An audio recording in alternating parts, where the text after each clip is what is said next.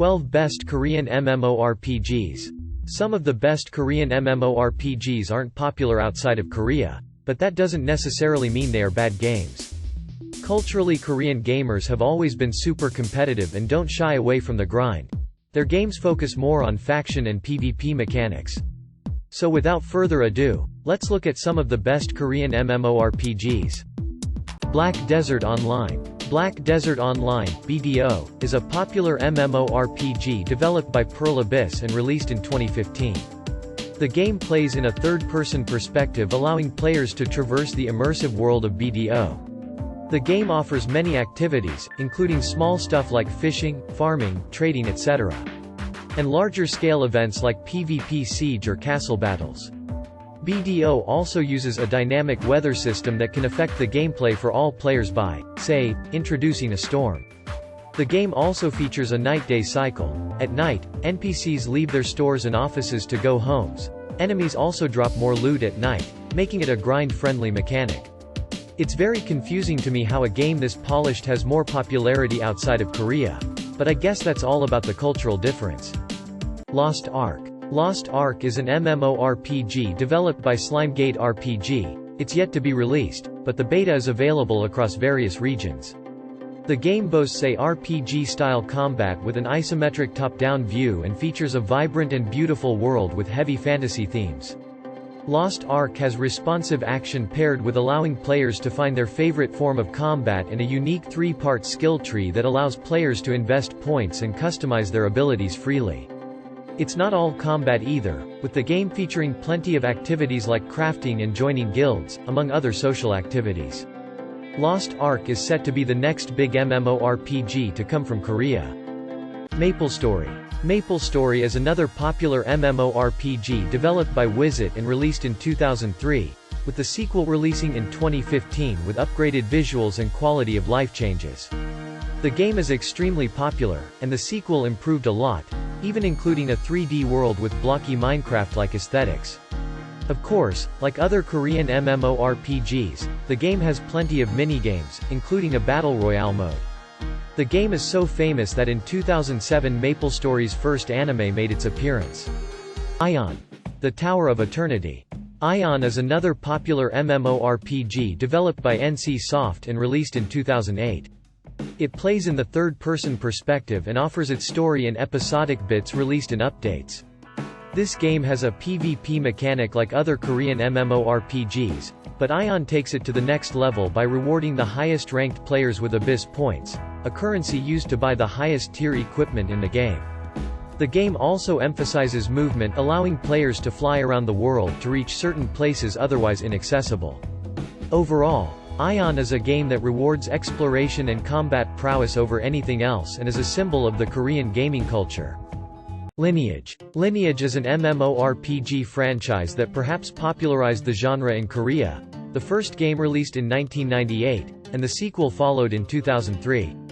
The first title played in an isometric perspective and seemed to be inspired by Diablo. However, the second game features a more modern 3D world.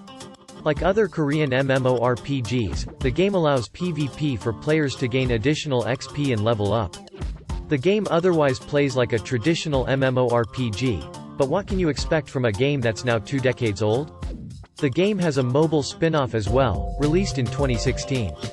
Elsword. The spiritual successor to the famous Grand Chase, Elsword, is a 2.5D MMORPG developed by KOG Studios and released in 2007.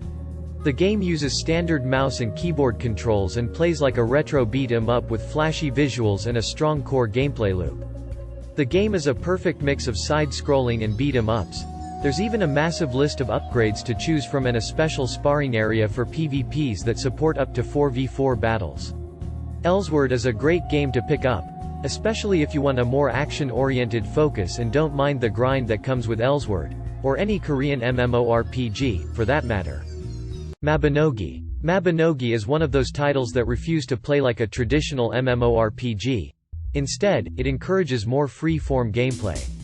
Instead of players choosing a class and specializing in specific skills, Mabinogi allows players to specialize in any skill available using stats such as the character's age and their physical constitution, among other things. This makes the gameplay very unique and more in line with real life. The game also explores social activities like huddling around a bonfire with other players or playing music with them, etc. But if all that is a little too friendly for you, the game does feature PvP mechanics. The game was developed by DevCat and released in 2004. ArcheAge. ArcheAge is a mix of sandbox gameplay with a structured format. It's an MMORPG developed by 40th Games and released in 2013. Depending on player preference, the game plays in either first or third person and allows players to do almost anything they wish, from naval battles to crafting and building your own home. It's all doable in ArcheAge. The crafting feature is so extensive that players can craft equipment, vehicles, and even furniture for their homes. Of course, a game that offers so many options to the players also involves a lot of grind, but that's to be expected from a game of this caliber. Dekaron.